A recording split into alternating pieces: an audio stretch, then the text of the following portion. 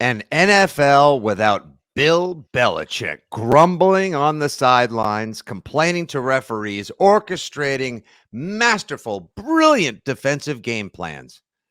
What a world. 'Tis truly no country for old coaches any longer, Andy, as now Bill Belichick has been passed over for the Atlanta Falcons head coaching job, but two jobs remain, one likely to go to one of the offensive coordinators participating in this Champ Sunday. Bill Belichick going to go to Seattle? I highly doubt. It is Six Rings and Football Things for Conference Championship Sunday, catching you up on everything circulating in the wide world of Patriots and more with your old pals Nick Fitzy Stevens and Andy Jumbo Hart. Brought to you, of course, as always, by the FanDuel Sportsbook, a presentation of WEEI Odyssey Sports, Odyssey and 2400 Sports, that would be. On today's program, we'll catch you up on what's going on with the former coach of the NEP as well as the coordination compilation. No official coordinators named yet, but some names are starting to emerge as front runners. And then we'll just make our picks for what should be an exciting championship Sunday. Andy, we have 3 games remaining, 2 Sundays of football, and then one winner shall be declared. And normally that's when I and many go into that midwinter's depression of, there's no football. What are we going to do with ourselves? Except this is one of the most compelling non-football gameplay off seasons I can remember in some time. And I know we keep saying that, kind of like the same way we always joked about, Andy, is this the most pivotal stretch of baseball for the 2023 Red Sox? But it really is a fascinating offseason to date. And I think it's actually going to get more compelling, more fascinating, and more interesting by the week. No question. I'm just trying to formulate my 8-leg parlay that I'm going to bet on the first round of the NFL draft. They call that the Boutte now. I don't know if you've known that. If you do the Boutte, it's an 8-leg parlay. Hold on. We got to address this immediately. I'm sorry. I didn't even tease that out. Belichick is top of mind. Patriots coordinators, Champ Sunday and all. However, the Kayshon Boutte. Awesome. I know you're not supposed to say somebody committing crimes, setting a bad example for student athletes, professional athletes, kids, Americans, whatever, and now possibly facing legitimate jail time, prison time, is ever awesome or hilarious. But this is awesome and hilarious because 8-leg parlay. Who does that? I mean, first of all, apparently he's really good at gambling. Like, he may just want to wrap his NFL career now, even though he was supposed to be the next Jamar Chase. Turns out he's not even the next Rashay Caldwell. He might be the next Pete Jimmy Rose. He might be the next Jimmy the Greek. Honest to God. Yeah, Pete Rose, forget it. But he's good. So he deposits. First of all, in case anyone doesn't know, Kayshon Boutte, the Patriots' 6th round wide receiver who made minimal impact at best, except for on social media in the 2023 season, who didn't get his foot down against the Philadelphia Eagles with his last play of the game. You have to wonder if he had the Eagles minus 3.5 in that one, Andy. We're not doing that. All right. Poor guy. Speculative nonsense, of course. That's all most of what we do here on the show, unless we say otherwise is. So he placed almost 9,000 illegal. That's right. Over 8,900 illegal online bets while he was at college at Louisiana State University. He deposited $132,000 approximately and ran his winnings up to over $550,000, including multiple multi-leg parlays, and he was hitting on 8-leg parlays. My favorite part of this is almost what makes this one of those Coen brothers dumb criminal capers. Kayshon Boutte would use online. He didn't even bother hiding himself. He used the gambling handle at Kayshon Boutte 7. And then this is my favorite one. Hold on. I think he actually used one that was called, wait, you ready for this one? Andy, stop me if you heard this one. He also created a fake account with the name Kayla Fortenberry. Better than Kayla Dingleberry. You really can't make this stuff up. What an absolute knucklehead. Goodbye NFL career. He'll be suspended ad infinitum, but well, plus they're going to now do more research and more digging and find more stuff, I'm sure. But the question I have is, what do you call it? Speculative nonsense? Is that yes. That how you? Yes. So to go down the speculative nonsense role, do we believe that Kayshon Boutte was making somewhere in the range of 23 bets per day himself for a year plus? Or is there any chance that he was sort of the intermediary for a group, that he was the one who set up an account and maybe multiple teammates, friends, whoever were doing it. You have seen how easy it is when you're using Fan Kings, Draft Duel, etc. Because I don't want to necessarily rope our fabulous sponsor on the program here into this, but you've seen how you have any idea how easy it is to just go anytime touchdown, under this prop, that prop, this prop, parlay. Like you can place 100 bets in 2 minutes time using one of these fabulous apps. Yeah, but it's not a good idea, and I find it unlikely. Well, he was smart enough to hide behind his mom's credit card when he was funding his account. Where'd she get the money? I don't know. Well, I don't know. Maybe she's got a good credit history. Maybe they took care of her at LSU. Again, speculative nonsense, everybody. That's NIL money. Yeah, there you go. See, these are the new problems of the college landscape. Charlie Baker, good luck. Have fun. He also, I like the confidence, though. He bet on himself anytime touchdown against Florida State.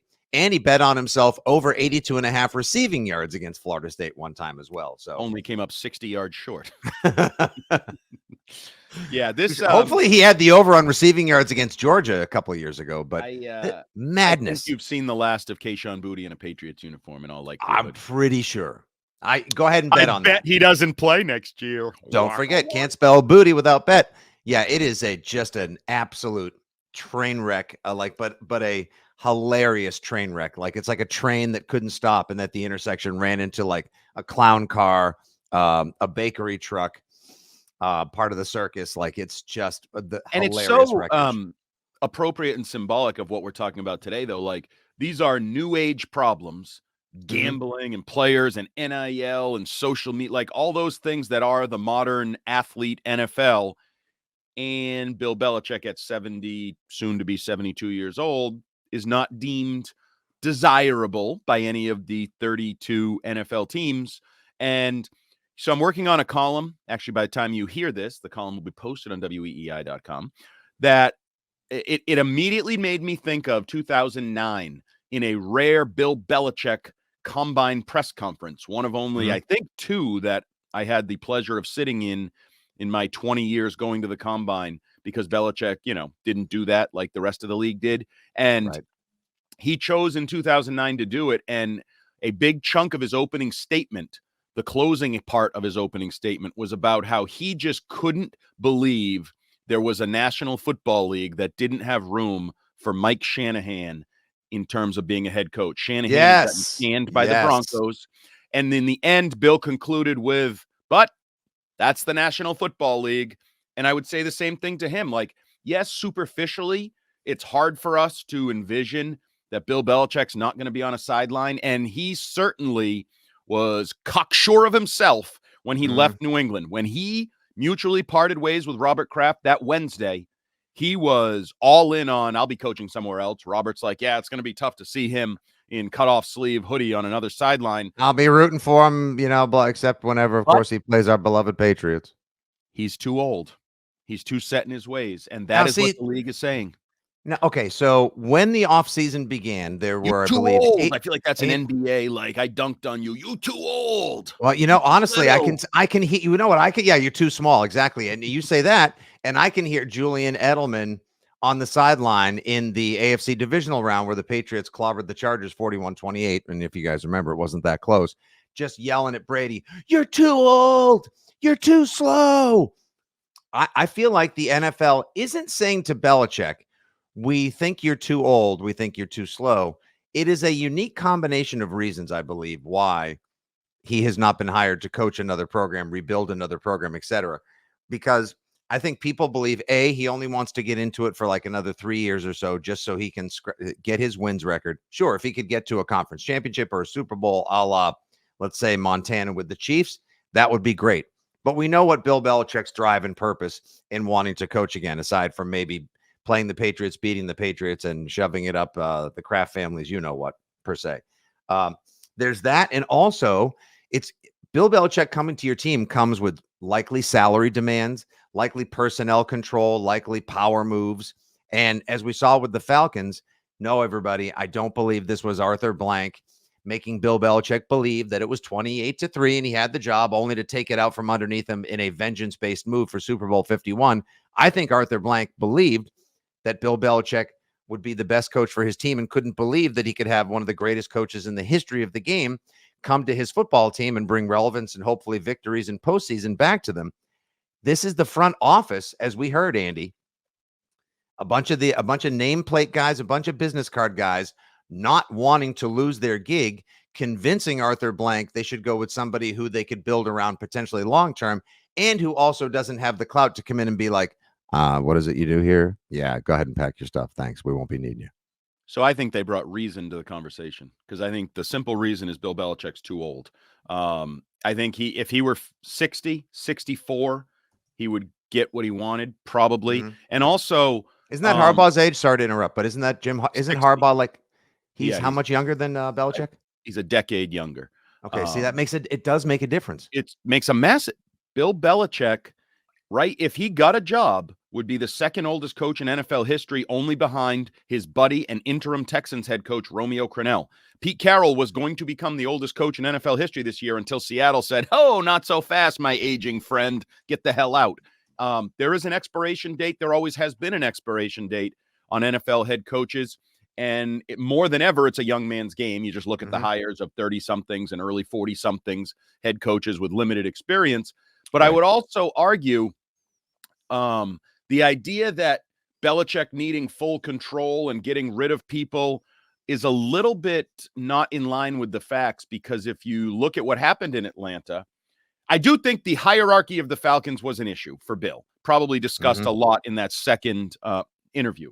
But they changed their structure. Rich McKay has been bumped out of the organization. He now runs the soccer team for Arthur Blank, and new head coach Raheem Morris and GM Terry Fontenot. I think Fontenot is correct. However you say it. They now report directly to Arthur Blank. So you could have had the same structure of Bill Belichick reporting directly to Arthur Blank, just like Raheem Morris is going to. So I think it's very simple. I think the birth certificate, it's like he aged out, and he only makes sense for the teams we've talked about, the Jets, 3 teams, the Bills, the Cowboys, and guess what? And the Eagles. It would have made sense for the Eagles, too. Sure, Eagles. I think there's a chance he's coaching one of those teams by mid-October of next season. Whichever one of those teams stumbles out of the gates, I think Belichick's that is a nice, spicy take, Mr. Hart, right there. Am I wrong? No, actually, I don't think you're wrong. That's a dub. Go ahead and eat that one. I was thinking, as the flurry of text messages came in yesterday from whatever threads you're on and people you converse with regularly about your favorite football team, I was replying to people like, well, he'll go do TV for a year, and the next year, when one of the better opportunities that should have presented itself to him this year comes open, maybe he'll jump back in. And there was a lot of like, who's going to hire that older coach? I mean, he'll be a year older. He might get comfortable in TV. Look, he wants this wins record so badly because Shula had the gall to call him Belichick. And, Bill's ego is probably as great as his resume. And God bless him. He deserves to do what he wants to do and go out the way that he wants to, kind of the same way his quarterback deserved as well. But we're long since moved past that. Brady has made his legacy, his greatness established, and Bill is looking to put a signature stamp on his as well. The idea that maybe the Eagles stumble out of the gate, or that Mike McCarthy is like 4-3 at one point, and Jerry's like, I don't know what I was thinking. Steven, get Bill Belichick on the phone. I could see one of those. That's Bill Belichick's music. Right. And now get the Lions gift back in, everybody, because Belichick's going to come walking in through that tunnel. I absolutely could see that. I love it. And just once again, because most good things in NFL circles, rumors, conversation, and points come from the Six Rings and Football Things podcast. You heard it here first. 2 days before Championship Sunday, Bill Belichick replacing a coach midseason next year is officially on the table. I like it, Andy. I like it. And you know who loves that is it Bet Online US or whatever, that loves to send out the odds for coaching changes? It's Bet US and betonline.ag. Yeah. Well, those guys will get a lot of email run early next season by like week 3. They probably have to wait 2 weeks for the season to start to trend a certain way. They'll start sending out those emails, and we'll all be saying, wow, they have Belichick as a, plus 300 to go to this team or blah, blah. I'm all for it. I love it. I love those things to me help make sports. First of all, it makes wrestling. Who's going to be in the Royal Rumble? Who do you think the surprise, entrance will be? Blah, blah, Yeah, blah. it's Royal Rumble weekend. Is Roger Clemens going to come back? Is Patrice Bergeron going to come back? Can you call him out of retirement? Can you, Phillip Rivers has done it the last few. I think those are fun, side storylines. And to have it be Bill Belichick, who would come back at 72 years old to potentially ride in on his horse as a cowboy to win a title in Dallas and get his wins. I mean, it's 15, right? He needs 15 wins. Correct. So there would be some pressure to get, because, 17 win season now. You add another 3 wins on, you can win 20 games in a year if you go on a Super Bowl run. So you'd have to do it relatively quickly to maybe allow him to be a one and done, like an interim head coach, win the title, win his 15 games, and get the hell out of Dodge and Dallas all at once. You say that about, people coming out of retirement for one last rodeo or to help win a championship, or by God, is that so-and-so's music? As great as Super Bowl 57 was in terms of the entertainment and the competitive value between the Eagles and the Chiefs, there's a large part of me that will always wonder, what would that game have looked like if the Niners somehow squeaked out a win against the Eagles and Phillip Rivers was called to San Francisco and had to train up, get ready, and then do a week of Super Bowl media as the temporary. I mean, you don't think those pressers would have been absolute internet gold? Watching Phillip Rivers berate Deebo Samuel and George Kittle and try to beat Patrick Mahomes like old man versus the. I got high school kids that run that route better. Gosh, golly darn, gee, hey, Jesus, I'm going home to make another baby. Well, I don't even know. I had no idea why he speaks like an angry old Kermit. He probably wouldn't drop the big J word since that's his big guy on the upstairs. That said, sure, it'd be great. So let's put that out there officially. It's on the table. Belichick taking over team next year, but the Jets is the one I want. I want him with Aaron Rodgers. Just slide into that defense. Aaron, you can run the offense. I'll just oversee the team, and we'll go win a Super Bowl together. The world can hate us. Welcome back to Get Up here. The New York Jets at 4-4. We have breaking news. Have dismissed Coach Robert Saleh. Woody Johnson has placed the call to Bill Belichick. Can you believe it? That would be, the theater would be absolutely spectacular. It would break the internet. But for now, let's just face the grim reality, or at least the temporarily grim reality, of Bill Belichick not on the sideline to start the 2024 season. It'll be the first year that he will not have been head coach of the Patriots or head coach since the year 2000. First year with no Brady or Belichick since before the year 2000 as well. And would you believe if he is not coaching to start the season, it will be the first year, because he's not going to take a defensive coordinator job someplace, everybody, just to. No, you don't think? I kind of don't think. I think it's probably a little below his pay grade. It'll be the first year since 1975 that Bill Belichick will not have been prowling a sideline or somehow involved in a professional football organization to kick off a season, which is just bananas to me. Almost 50 years time. So where do you think he goes? Does he go to Fox and work with Brady? I mean, I think he's going to do TV. I know for a fact he's interested in TV. Or I know for a fact he's been interested in TV in recent years and has even talked to people about looking better, presenting himself in a certain way that might, appeal to producers and things of that nature. So I do think he does some TV. I've proposed he should do, and I think I've proposed this with you, the Amazon Prime alternate broadcast on Thursday Night Football, where it's adult only, and he can swear and he can be the real raw Bill Belichick and just. So Amazon Prime pushes chips in with all the Bezos money and says, "We see your Manning cast and we raise you a Bellustrator." Yep, and even if you want to add Saban and make it Saban, Belichick, and maybe some I don't know, you got to probably have a TV guy to run it and organize it. Syracuse University grad, absolute gold. And I think people would love it. And we're all in that world of streaming services and driving eyeballs and getting people used to that world and everything. So I think he probably does TV, especially if he has any designs of coming back, is just staying in sort of the, what do they call that? The zeitgeist? Yeah, but just sort of the public eye. He's still part of the zeitgeist now, but you want to remain in the social cycle. Yeah, you don't want to spin out of the wash. So Sean Payton is a great example to look to.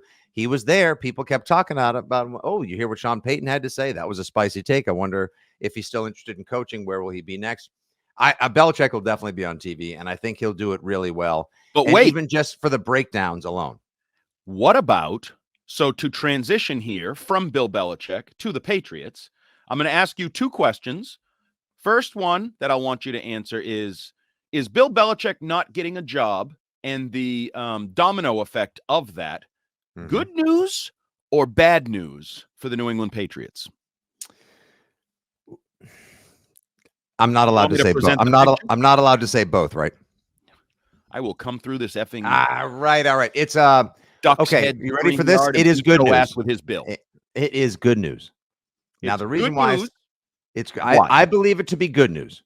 The reason being not because they don't have to play him, not because his blood feud or vendetta for the Patriots dismissing him after a quarter century is no long is temporarily on ice, is in stasis, but rather because I do not believe that they're going to fall back on Josh McDaniels as offensive coordinator. Because I know that's one of everyone's biggest, deepest fears is that McDaniels would go wherever Belichick goes. I think McDaniels will sit out, take his $10 million, and wait for Bill to get that gig someplace, and then McDaniels will follow him and ride off into his coaching sunset alongside the man who helped shepherd him to the position and post that he had. So I don't think McDaniels comes back to the Patriots. I do believe, though, that Steve and Brian Belichick will, and full well knowing that the assistant head coach offer has been extended to Steve Belichick should he come back to the Patriots, him coming back, working with Mayo, who he's got such a good relationship with, and then potentially having a defensive brain trust of Gerard Mayo, your head coach, Steve Belichick, potentially maybe a game day play caller and assistant head coach, and DeMarcus Covington, should he be elevated to defensive coordinator and title, would be tremendous for the side of the ball that the New England Patriots obviously have specialized and excelled in the past several years. I think it would be great for the team. Okay. I think that's a fair argument. I think that's a very fair argument. Now, it still leaves your offense hanging. Our friend Mike Cadlick just retweeted per Jonathan Jones, that guy, not that Jonathan Jones. The one that works for CBS Sports. Yes. Patriots are also now interviewing Texans QB's coach Gerard Johnson and Panthers OC Thomas Brown for New England's open offensive coordinator position, because part of the domino effect of the fact that Bill Belichick didn't get a job, Raheem Morris got a job, is everyone is speculating that Zach Robinson, who had interviewed with the Patriots, is going to go to Atlanta to be Raheem Morris's offensive coordinator. That obviously opens up the offensive coordinator job in LA with the Rams, which could allow Nick Caley to advance his career under Sean McVay there. He has interviewed for the Patriots offensive coordinator job, because you're now kind of getting really low on the list of offensive coordinator candidates for the Patriots, and that don't have head coaching aspirations and see this as a lateral move at best. Correct. Just the lowest of the low. You didn't get Shane Waldron. You might not get Nick Caley. You're not getting, in all likelihood, Zach Robinson. Like, you're getting down the list. These are less, and I think you could argue. Where's Zach Robinson going? And he started to step on your toes. Where's he's going to Atlanta with Raheem Morris, based on all accounts. Oh, no.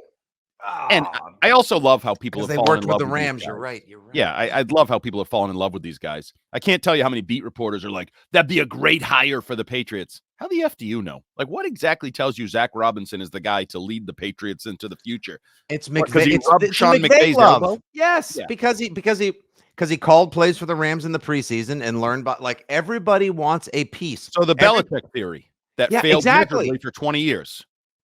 So, but like, it's sort of like like if somebody could just go pull a seed from that garden where, like, the trees have grown so tall and the fruit is so ripe and luscious, and they can just take it back and plant it there, then their garden will resemble the one that they coveted and admired for so long. It's the McVay adjacent. Anyone who, like, held a clipboard for, was in a meeting with, or got coffee for Kyle Shanahan or Sean McVay is instantly the top contender for an offensive position of any kind. QB coach, coordinator, etc., on a lot of other teams, especially where they are in desperate need of an offensive rebrand, reboot, and identity like the Patriots. So we're going to stick with that plan, because I know Jeff Howe, I believe it was Jeff Howe, reported like McDaniels immediately goes right to the top of the list for offensive coordinator in New England. I don't really believe that. I think Gerard Mayo has made it quite clear he wants to go in a different direction offensively, and unless you're somehow convincing McDaniels to oversee that and do something different than what he's basically done for 20 years as an NFL coach. I just, that doesn't make more sense. I'd rather see, I don't know these people at all. Gerard Johnson or whoever Thomas Brown, Jones, whoever. I don't even know. I've heard nothing of them. I know nothing of them. I'd rather Gerard stick to his guns. And even though you're down to number 6 on your list or 5 on your list or however far down the list you are, stick to your guns, go in a new direction. But I would ask you, is it possible? Is it possible? And I think my answer would be no. But I think, is it possible Josh McDaniels could fulfill a consultant or an assistant head coach role to just help Gerard through the pitfalls of being a head coach more than oversee the offense, more than be a schematic voice, just be hey, just so you know, when I was in Denver, I did what you're about to do. It didn't go well. Or when I was in Vegas, I did that. I'm not telling you what to do, but that's a third rail that's going to end with you in trouble. So don't touch that. Could he fill that role? That's a great question. And if you think about it, like Mayo was around Josh McDaniels for so long, there shouldn't be much that he hasn't, that he forgot or didn't experience with McDaniels. It's not sort of like, oh man, if only McDaniels was here to tell me, I wish I remember what Josh did. Like, I'm sure he's ultimately familiar with a lot of McDaniels' work and the manner in which he conducted himself on the Patriots. But I can't see that would be a detriment to the team to at least not have McDaniels be the full-time offensive coordinator, but rather just be like a guiding a consultant. Yeah. That would be it. I think that would be a net positive for the Patriots. But again, cannot stress enough the need for a new voice, the need for a new system, the need for something fresh. Like, we can't just continue to spiral the old around. Like, it's going to have to be a little. I want different. I know you do too. Do we want change just for the sake of change, or do we really believe that like everything that worked for the Patriots, with minus the legendary talent, has kind of aged out? Well, I also think, and I threw this at Rich Keefe last night on our WEI nighttime program, the Rich Keefe Show, which I think needs a refresher of a name. I think Fitzy and Hart should get their name in there somewhere since they do it all the time. But hey, different topic, different day. Maybe Keefe and Company, at least. No. We're not and company. That's dismissive. I want our names. Right. Or even probably the Six Rings boys. Keefe with the Six Rings boys. At least help a little podcast out, push a little synergy that direction. Anyway, we also need to recall that it gets lost in the experiment gone wrong that was Matt Patricia and Joe Judge. But if you recall, early on in that process, everybody was on the same page. Bill said it's my offense. Joe Judge says Bill Belichick has a vision for what he wants this new streamlined offense to be. So when Josh McDaniels left, Bill Belichick was already thinking, our offense needs to go in a different direction. Like, what we've done for 20 plus years isn't working. Now, it all got screwed up because he made a terrible decision by letting Patricia and Judge run it, and then that blew up in his face. So then Robert kind of stepped in and said, hey, how about we bring in a real coach next year? Real coach is Bill O'Brien. Bill O'Brien is similar to the McDaniels way. So they went back to that. But after the 2021 season in which Josh left, I think Bill was on board with the idea, hey, we need to take this New England offense in a new direction, simplify it, make it easier for receivers to come in and learn it and be. I like watching young receivers on other teams come in and catch 60 balls, whereas our guys are like, I don't know what route to run. Too complicated. Nope. Don't know what to do. So the Patriots under Bill Belichick, which means who else was there? Gerard Mayo, were ready to go in a different direction offensively. So yes, I think everybody, including Bill Belichick, believes, not that he has a say anymore, that the Patriots offense needs to go in a more modern direction. Can I give you my other idea? And this one's stupid. I admit it. Okay. You ready for a stupid idea? I'm ready. Very much ready. It's stupid like a fox. How long until an offensive play caller, don't laugh, is an AI replication of Bill Walsh or some other coordinator? Why can't you just plug in every play that Bill Walsh ever called in every situation with every talent on the field, and the computer spits out, well, it's 3rd and 7 and your running back's hot today, we're going to run this? Aren't we trending in that direction? Isn't play calling becoming more computer-based or information-based or analytics-based? Ooh, I like it. I like it. Okay. Yes. I'm always ahead. This is fascinating. Wait, this is absolutely fascinating. that AI, like I haven't even thought about it, because here we were just the other day talking about, we were talking about how, Gerard Mayo said he wants the analytics to match what his gut tells him. So Yep. he doesn't want to just be an analytics, PFF, new age, EPA guy. He'll take the analytics into account, but he still is going to have to get a real feel as a game manager, as the man who oversees the whole product and program, and used to actually roam between the numbers and the hashes as well. That's great. But will there be a team one day that almost like we're using Chat NFL, or we're using Bing Bot? Yes, I 100. There'll be a figurehead on the sideline. Yep. But they're constantly, the whopper is in his ear, if you will. That's a very dated reference to War Games. Don't worry about it, folks. Absolutely, because the one thing Gerard and also said, genius, Andy. Gerard said something when he was talking about analytics. He's like, a team does something 63% of the time. Good luck keeping track of that on the field. If you can do that, you should be counting cards. Well, a computer can keep track of that. If I plug in the other team's tendencies, and I plug in everything we like to do offensively, and I plug in the way Bill Walsh or Sean McVay or Kyle Shanahan would call it, the computer can run through those immediately in the 1/10 of a second it needs to spit out the play call for the situation at hand and the talent we have on the field. So I'm saying this facetiously, but not facetiously. Like, I think there will be a day when an AI play caller exists. And then, as you said, there's a body on the sideline, and there's a guy that has to coach all week. Like, they have to prepare and practice and do all that stuff with an actual human being. But the play call itself, I absolutely think could come from a computer. And hey, the Patriots are ahead of the curve, right? They're always playing chess when everybody else is playing checkers. Hey, Gerard Mayo, get yourself an AI offensive coordinator and just let Nick Caley run the show. Wow. That would be that'd be something. That would be something. You guys, you've brought some big ideas to the table today. I was going to say, for an end of the week where we're just kind of tidying up all matters Patriots and wondering, but what for the future of the greatest coach of all time. There are a lot of big, grand scheme NFL ideas in this podcast, Andy. I'm glad you, whatever was in that coffee today, make sure you brew a fresh pot each and every time. We do 6 rings and football things here. Thank you guys for listening as well. This has been the sort of like top heavy front leg of the podcast, where we've discussed coordinators, where we've discussed artificial intelligence involved in the NFL, Bill Belichick, his future, and so much more. You like any of these ideas? You believe in Andy's future, which will ultimately end in the singularity and the robots taking over. If it's because of our addiction to the NFL, well, you know what? We had a good run, Andy. It's going to be AI play calling in flag football. That is my vision. AI NFL. That's right. I mean, hey, listen, and you know what? Maybe they'll test it out in the UFL as well, or Tully Banta-Cain's Beach Football League, the BFL. Who knows? Although I think Tully that's actually Banta-Cain has a beach football league. You didn't know about this? No. Oh yeah. He's got a little upstart league that's kicking off soon, where former players are coaches, and former players are going to play. I know. Hopefully, everyone just cuts to the Robert Edwards injury from the Pro Bowl years ago.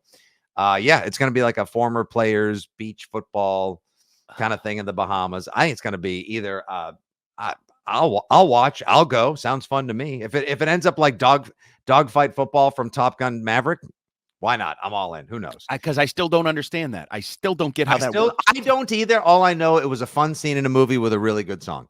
Anyway, if you like any of these crazy ideas, you disagree with our takes, whatever, just get involved. Hit us up anytime at FitzyGFY, at Jumbo Hart, and at 6 Rings Pod. All right, Andy, let's get our picks on the record. It is Championship Sunday in the NFL at 3:00. The Kansas City Chiefs, who have been to not 1, not 2, not 3, not 4, not 5, but 6 consecutive AFC championships, in pursuit of the trophy named after the man so inextricably tied, of course, to their legendary organization, the Lamar Hunt Trophy. The Kansas City Chiefs, with Patrick Mahomes and Andy Reid, traveled to Baltimore on a Sunday in late January, which is not something most people would do of their own volition, to take on the number 1 seed. I don't let Baltimore's not my favorite shots city. At Baltimore? Who are you, Dave Chappelle? I just watched his latest special, and he was taking shots at Baltimore. You'd actually, when you're in Baltimore this time of year, I would recommend you take shots. It's cold in the harbor down there as well, and it's, I don't know. Anyway, God bless them all. Fells Point, great place to party, great place to hang out and tailgate as well. M&T Bank Stadium could kind of use a little upgrade and refresh. Oh, I like it. It's nicer than Gillette. To each his own. So the Chiefs travel to Baltimore, 3:00 kickoff. That's the early of the two to take on the number 1 seed in the AFC, Lamar Jackson, our old pal Zay Flowers, a top-rated defense, Jim Harbaugh's brother, now I believe the second longest tenured head coach in the NFL, and the Baltimore Ravens. The Ravens are a 3.5-point favorite in this game. We'll get to the NFC Championship after this one. I think this is the one that is of greater interest to all intended parties in the American Football Conference, Andy. I think this is going to be an absolute dogfight because the Chiefs showed you last week, granted against a defense that was pretty banged up in cold temps up in Buffalo, that when Patrick Mahomes has everything moving in the right direction, and he and Andy Reid and even old Matt Nagy are all in hive mind and lockstep, they can do things. They really can do things. And that run game was pretty powerful last week. Now that was against, again, a banged up defensive front. Now they go into the teeth of arguably a top 3 defense in the NFL that is motivated. Those fans are going to be going absolutely berserk on Sunday. But Patrick Mahomes, 9-1-1 against the spread when he is an underdog. Those numbers are pretty appetizing to me. I think I know which way I'm leaning, but what's your 10,000-foot view and take of this game? Well, you people have been offended for years that I say Andy Reid and Patrick Mahomes are your team. They are the Patriots. They are Brady and Belichick. Best coach, best quarterback. Wake up. Tell me when it's late January and tell me when it's the AFC title game because you're going to be watching me there. So they're back. They are. I always liken them to the bad guy in the horror flick. You better not only shoot him, then step over him, shoot him again, then put him through like a yard chipper or something to make sure they are dead and mushed and buried. No, yeah, you don't like. It's not the movie where you just like put one in him and then walk away. Like no. I mean, first you put like I want gas on top of the corpse, then I want it burned, then I want the charred remains, fed like in the movie Fargo into the mulcher, and then I want to light that on fire again, and then I want to put it in a box. And I want to put it on a rocket and blast it into outer space. No question. That's them. And then the other thing is that you people don't want to hear. Sign me up. Just add Joe Burrow. But sign me up for Patrick Mahomes, Lamar Jackson, Joe Burrow, and Josh Allen. Just give me some pairing of those 4 in the AFC title game for the foreseeable future, and I'm happy. They're just fun. They're entertaining. They're storylines. And this game is inclusive of that. This is the game of the weekend. They probably wish the games had been flipped and this had been the opposite year where the AFC game was later. Right. But yeah, Lamar, that's a good call. Lamar is about to enter that special rarefied air because I keep saying this. I said this on TV the other night, brag, as I say on the Rich Keefe show when I say those things. Rob Gronkowski was the most genuine player I ever covered, hung around, saw. He was who he was, and he didn't give a rat's ass on the field or off the field what you thought of it. He was going to do things the Gronk way. The new version of that for me is Lamar Jackson. He has done everything in his career the Lamar Jackson way, right up until, no, I don't need an agent. I'll do my own contract. Oh, and I'll nail the hell out of it, and I'll get $80 million in cash this year or whatever the hell it is on a $250 million, and now I'm going to go out. People told me I couldn't pass and I can't this and I can't that. Well, guess what?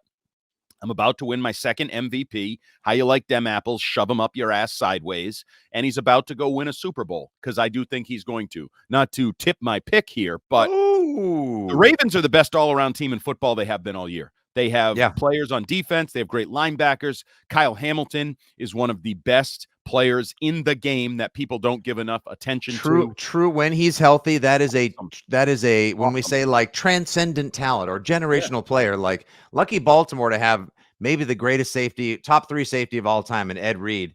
And now Kyle Hamilton is quickly showcasing that he is that definition, Andy, of that, like, he's a safety that's almost as big as a linebacker. He's insane in coverage. He hits like a freight train and has instincts that just you can't even put on a chart because they're off of it.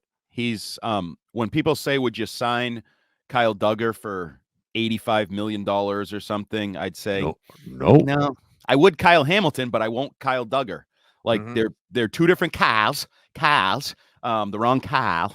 But they that Ravens team is phenomenal. The one thing I will say, if they get Mark Andrews back, if he's on the field making plays, because he used to be the only way they passed the ball. In years past, the only way they threw the ball was to Mark Andrews. If you add Mark Andrews to what they've been doing, wow, they're phenomenal. And then on the flip side of that, I think the key injury in this game, Isaiah Pacheco. When he's on the field, that Kansas City offense is a different beast. They need him to run the football. If he's not capable of running, I don't think the Chiefs have a shot in Hades of winning in Baltimore. No. So old pal Joe Thuney is likely out with a pectoral injury. That's bad news because he is one of the best guards in the NFL and key to Kansas City's resurgent offensive line play. Pacheco, who runs, my favorite line was somebody wrote earlier this year on Twix, Isaiah Pacheco runs like he's mad at gravity for holding him down.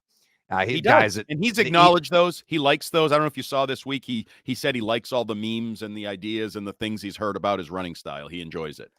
But he's fun to watch. Every run, he makes Rex Burkhead look timid in his approach and his carries. Like, no, he's awesome. And probably won't lead to a very long career, and he'll be washed away, and we'll be forgetting about him in a few years because it's hard to play that way. I also, my bias, my South Coast, Massachusetts, Portuguese bred near New Bedford bias. Around here, we call him Pacheco. It's not Pacheco. A lot of Pachecos live around here. So the latest on Isaiah Pacheco, his game day status, I think he's going to be okay. If he plays, the Chiefs have a shot because he is the key to balancing out their offense and allowing them. Now, obviously, I say that they always have a shot with Patrick Mahomes. I go back to where I started. They always have a shot with Patrick Mahomes. Now, I do believe his DNP for Wednesday and Thursday is probably much more load management related as opposed to like just keeping him out. Like Tooney's not going to play. Pacheco, I think that they're holding on to. Joe Thuney is a great player for them. He's tremendous. He's a fantastic he was a great player here. I mean, he's a great player. Right. Yeah, there are not a lot of injuries. The Ravens are coming in about as healthy as you possibly can. That's 2 full practices in a row for Mark Andrews, Marlon Humphrey. He's been limited, but he'll likely play. Not that I think that he's any great shakes, and he can easily be burned anytime. Look, I think this game is going to be a fist fight. I really do. The Chiefs defense is legit. You've got excellent corners in Snead and Trent McDuffie as well. Chris Jones playing for one of the largest contracts in defensive lineman history. So the Chiefs are not going to really get had and gashed, I believe. And it's just a matter of how do the Chiefs attack this ferocious Baltimore defense that is good at every level? Like to say first to 20 wins, I feel pretty good about that. And you almost, so I agree with that. Like the matchup is tough. We talk about Kyle Hamilton, Travis Kelce, they have 2 of the best linebackers in football. So Pacheco running the ball. Oh, you don't have a guard. Like here's a face full of Roquan Smith. No thanks. And then even their wild card isn't quite, generally you'd say, yeah, but Patrick Mahomes is the best player on the field. So he could just carry. Well, in this case, I'm not sure he's the best player on the field. Right now, you can argue Lamar Jackson is the best player in this game, the best quarterback. So you even lose that usual, like, you usually have that ace up your sleeve, Patrick Mahomes. They have an ace that's better. Well, when his game is right, if you get second half against the Texans, Lamar Jackson, and granted that was against the Texans and their suspect at times defense, then yes, then there's no stopping that guy. If you get one that is caught in his own head, gets blooded and bruised early, and becomes hesitant and doesn't get out and do the Lamar Jackson things he's capable of, again, now we're talking ball game. I can't tell you the Chiefs are definitely going to win. I do think that they cover 3.5. They put that little Vegas hook in there for a reason. I think this is a field goal game. You also have not only 2 of the best kickers in the league right now, you have 2 of the best kickers in the last 20 years, maybe the best kicker of all time in Justin Tucker and Harrison Butker, in terms of just like, hey, buddy, we need you out here. Like, listen, hold my Boulevard beer. I got you, coach. Guy hits 40-something yarders in playoff games with his eyes closed. So if it's a field goal game, trust in your kicker. But I could see 2017 or even 16-13 Ravens. Yeah, I'm more in I think the Ravens cover. I'm more in like the 24-17 range. I think your scores are kind of in the ballpark I'm thinking about. I think this is going to be a game where Baltimore basically controls it wire to wire, but not comfortably. Like they're always like, God damn it, they're still right behind us, and they still have Patrick Mahomes. Like that kind of we're there, but he's always right there, and so don't F up. And I also would say I'm rooting for Lamar. I'm rooting for the Ravens. I don't know how you people feel about that, John Harbaugh, the rivalry and everything, but I am rooting for Lamar not only to win this game, I'm rooting for Lamar to win the Super Bowl. All right, there you go. But one last thing that I'll say before we quickly look to the NFC game and wrap it up here. You know who the NFL wants, and not to say that their agenda is overt and declared, but when you put in Sean Smith as your head official, as the head referee for the game, and this guy has called more penalties on home teams and favors the road team all the time.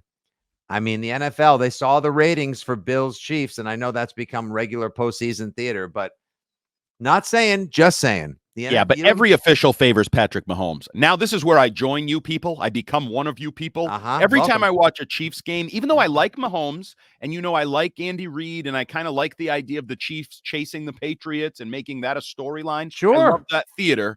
Sure. It is so infuriating to watch that DB that plays QB and KC. He touched me. He came by me. Oh, you hit me in the head. Like, screw off. You're going to get those calls. Stop asking for them. Yeah, I don't know, man. They want that. I think the NFL would probably love nothing more than what they would probably call it the Taylor Swift versus Eminem, the Pop Culture Bowl. I call it the Bookend Bowl because I would love to see a run back of the first game of the season. That has never happened before. And supposedly everything that has happened before will happen again. That has never happened, and I would love to see the rematch. All right, so I got the Chiefs. Hart has the Ravens covering. Quickly to the nightcap. The Lions, the kneecap biters, are 7-point dogs on the road in San Francisco. San Francisco barely got by the upstart surging Green Bay Packers last week. The Lions, meanwhile, held off a valiant effort by Baker Mayfield, who's going to get paid someplace, and the Tampa Bay Buccaneers. They won 2 games in a row. You could say they're playing with house money at this point. Dan Campbell has already proved himself a legend in Detroit, the Motor City, and the NFC North. And yet, as much as I enjoy watching the San Francisco offense when it clicks with all the talent that they have, something still, once again, doesn't feel right. Now, there are those, Andy, who believe that San Francisco got their cruddy postseason game out of the way. Now they'll fire on all cylinders against a Detroit defense that can be had at certain levels and at certain times. I just feel like they played with fire. They got burnt, and something isn't there. And the weakest link is the guy that we've all been cheerleading for the last 2 years, Mr. Irrelevant himself, the Purdy one. I know you don't love Goff, and I know that makes you not love the Lions, but there is not a single fiber of my being that can make me root against this team. I love this so much. It's such a ride, and I kind of don't want it to end. I hate Goff. I don't want him to be a Super Bowl champion. I don't want and I feel bad because I do kind of like the story of Dan Campbell and the Lions and the city of Detroit and all that. I like that, but Goff just turns my stomach when I watch him play. I think he's such a jeepers. It's appropriate that he's a lion because he's a bit of a. No one likes that. I'll look at the number count. Everyone just stop listening. It is what it is. And I don't love the Niners. I don't love Kyle Shanahan. I don't really love Brock Purdy. I think he's either quarterback here to me could fall on their face in this game. Could absolutely fall on their face. Deebo Samuel's practicing, so it looks like he'll be out there. I think that's a big addition. Part of the 49ers offense. He is going to take a needle about yay long full of something special right to that spot and play through a whole lot of pain. Well, I don't think he'll play through a lot of pain. I think he'll be feeling nothing. I feel nothing at all. All right. So of these 4, so Niners rushing attack, Detroit rushing attack, Niners passing, Lions passing. What is the strongest of the 4 offensive fronts, if you will, in this game? Well, I got to tell you, I like the Lions passing attack when they're on with Laporta and St. Brown. Like, that's an impressive kind of combination. Obviously, and your boy Jameson, when Jameson Williams is just floating free down deep, people sleep on him. That's a tough challenge. But one thing I didn't mention, I love both of these games have 2 of the best linebacker duos in the NFL. Like, linebacker, I felt like for a little while there was kind of a dying position. And now you have Fred Warner and Roquan Smith, like all these guys, Queen, like elite linebackers. I love that. going against intriguing playmaking running backs. Obviously, Jahmyr Gibbs, Christian McCaffrey in this game are two of the more dynamic players out of the backfield that you'll ever find from any era, never mind just this era. The coaching matchup is interesting because you got the older generation, not old, but like Kyle Shanahan is like the offensive mastermind with McVay of this generation. But you got Brian Johnson, who's building a head coaching career. Ben Johnson. Ben Johnson. Yep. Brian possibly Johnson was the guy that got canned in Philly. And the lead singer of AC/DC. But never want to have a Johnson. Bad Johnson. Right. Mike, you saved it for the tail end, didn't you? You held out as long as you could. There's a Johnson in the tail end? Oh, my God. Oh, I'm sorry, everybody. Probably just should have had Andy just say who he was picking and called it a pod. Ben Johnson likely to take the job as the Commanders' head coach afterward if he gets dismissed after this game, the Lions lose.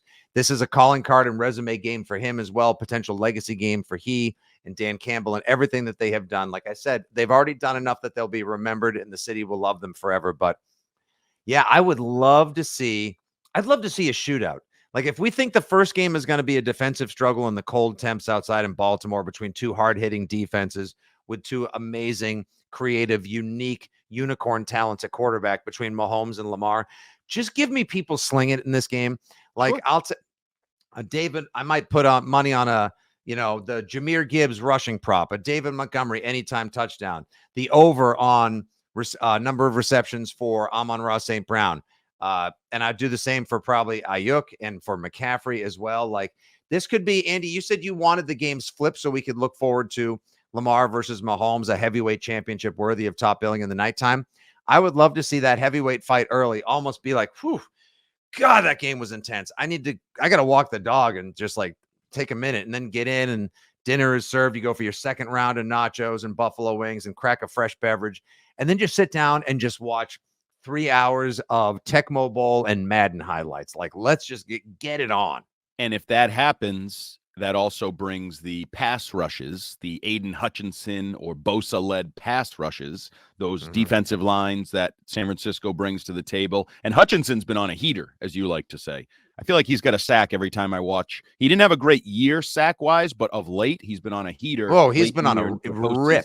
So if it becomes one of those, really, we're slinging it, we're looking to make a lot of plays, then those defensive fronts get involved, probably favors the Niners. They're deeper.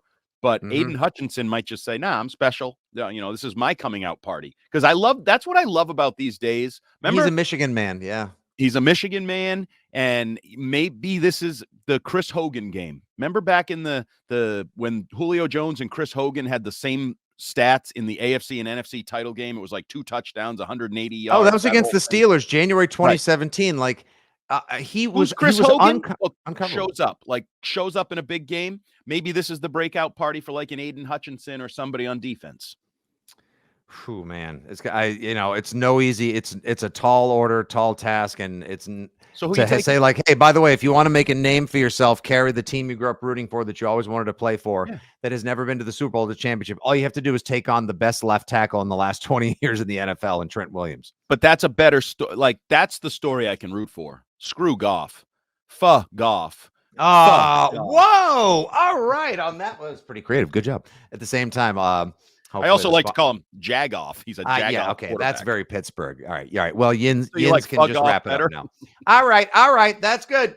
All right. So once again, our picks, I am taking the Lions. I want them to win. I think they can cover. I'm taking them mostly just because I think they could pull off the upset. I like the under in the first game. I like the over in the NFC game. And I like the Chiefs to squeak in under the 3.5, if not pull off the upset. Andy likes the under as well in the first game. He's going with the Ravens. Who are you picking in this game, dude? I am going with the 49ers to curb stomp Jared Goff. I think the 49ers win by double digits and cruise into the Super Bowl against the Ravens because it was foreseen that way when they designed the logo. It's fixed, you goofs. And there you have it, folks. You cannot get analysis, entertainment, perspective, and conversation about football or anything in this blessed and beautiful life any better than you do right here on the Six Rings and Football Things. We are pumped, geeked, and jacked for an amazing championship Sunday. Should any news break in the wide world of Patriots, you can always look to WEEI at Six Rings Pod, at Jumbo Hart, at Fitzy GFY, and of course our beat writer and buddy Mike Cadlick to swoop in and give you the latest and greatest. Thanks for tuning in. Let us know what your bets got. Tag us in any of your posts. Share your insights and thoughts and more. And if not, we'll talk to you in a couple days as well after Champ Sunday and see what's up with your Patriots. This is Six Rings of Football Things, brought to you by WEI, Odyssey, and 2400 Sports, sponsored by the FanDuel Sportsbook, FanDuel.com/6rings today. For Hart, for Terp, this is Fitzy. Thanks for listening, everybody. We will talk to you soon. Enjoy your championship Sunday. Good day, God bless, and as always, go Pats.